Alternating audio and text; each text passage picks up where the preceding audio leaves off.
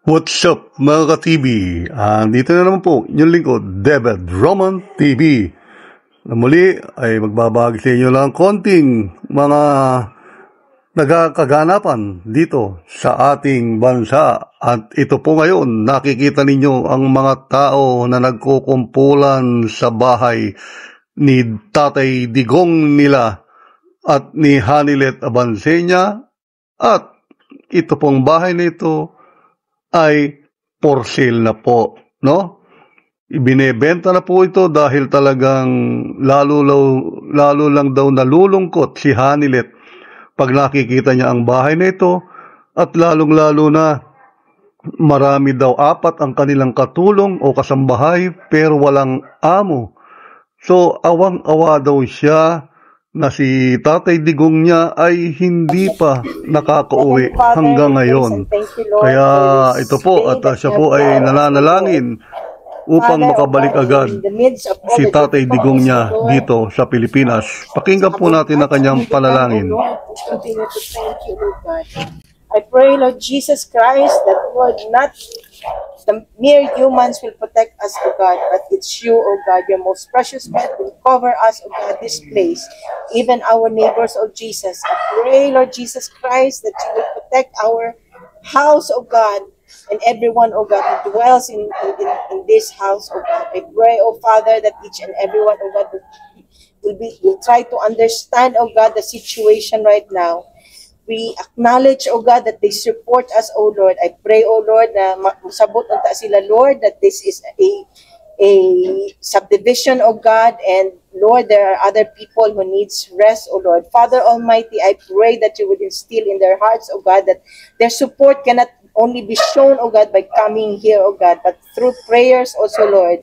I could have appreciated them more, O God, every time that they come here, Lord God, na mag-ampo unta sila, Ginoo, Lord. And Lord, that dili sila mag-away-away, Ginoo. Lord, we know, Lord Jesus Christ, that every time that we gather, O Jesus, there are differences, O God, and it's unavoidable, Lord, na magkabikil yun, Ginoo. Father Almighty, I pray, Lord Jesus Christ, for understanding. We pray for understanding in the hearts of everyone, O Lord. We pray for understanding, O God, sa amo ang mga silingan, O God. We pray for understanding, Lord God, sa mga volunteers, O God, and for the supporters, O Lord.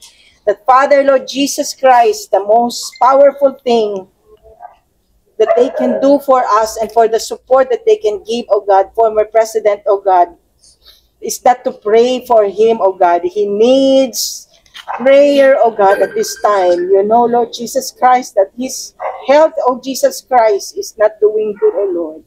We seek your help. We seek your intervention. I pray, O God, that you will lay your hands upon him in the mighty name of Jesus.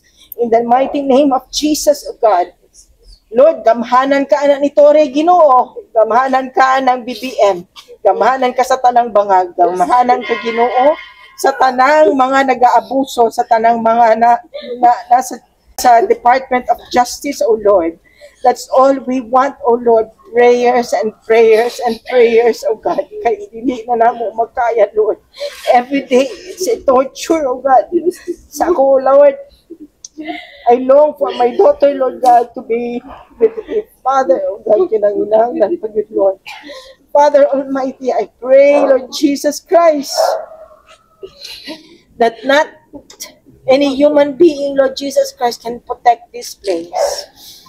But Lord Jesus, your most precious blood, you will cover this place with your most precious blood. Your mighty hand, O God, will be upon our homes, O Lord Jesus. And Lord Jesus, you will rebuke these people, Lord God, who have evil intentions, O Lord. Bind them in Jesus' name, O God. And Lord, we claim your promise, Lord, that you will be the one, O God, who's going to fight for us, O God, against our enemies, Lord God. Ikaw ang mubalos para namo, Ginoo.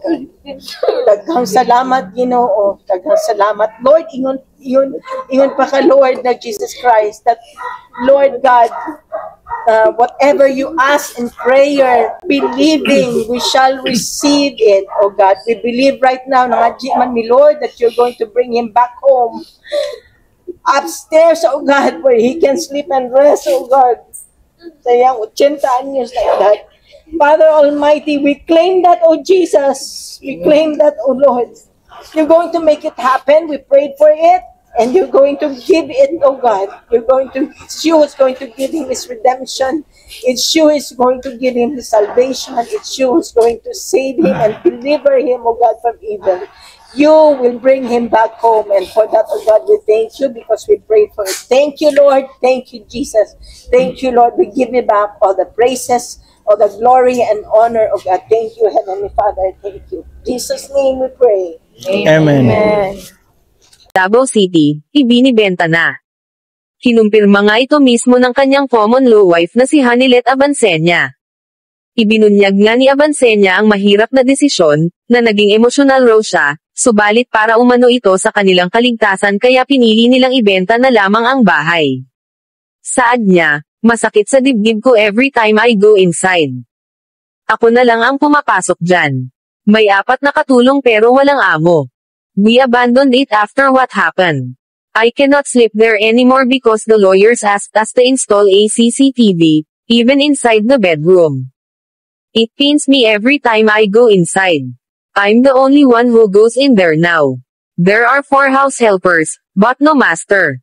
Ayun nga kay Abansenya, ayaw man niyang ipagbili ang kanilang bahay, subalit napipilitin umano siya dahil simula nang inaresto at dinala sa The Hague, Netherlands si PRRD, ay di na rin sila natutulog sa kanilang bahay, para na rin daw sa kanilang kaligtasan.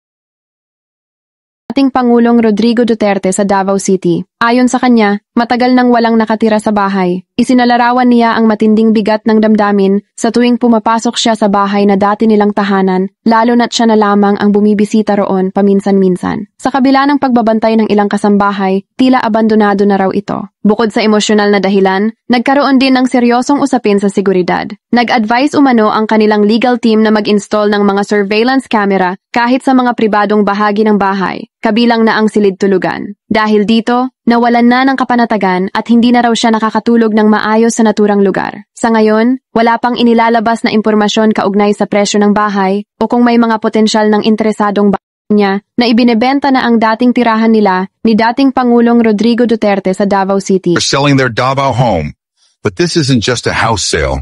It's a chilling story of abandonment, fear, and a family pushed to the brink. Why would a former president's family just leave their home? Because this isn't about real estate. It's about the shocking personal cost of power and what happens when your own home becomes a prison. Hanilet Abansenya, his common law wife, confirmed it herself. It breaks my heart every time I enter. They abandoned it after what happened. And get this, lawyers told them to install CCTVs, even in the bedroom. She couldn't sleep there. This isn't just paranoia. It's directly linked to Duterte's detention by the ICC in The Hague for alleged crimes against humanity. No price, no buyers announced. And the rest of the family? Silent. This isn't a move. It's a forced retreat.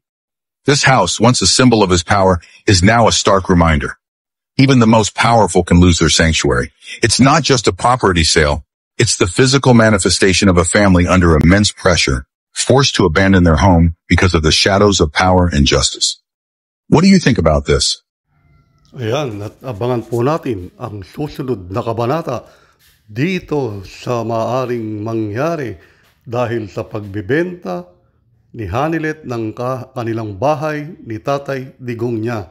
At ano kaya ang magiging kasagutan ni BP Sara? At ito'y aabangan po natin sapagkat alam niyo naman po, si BP Sara hindi palalampasin ito.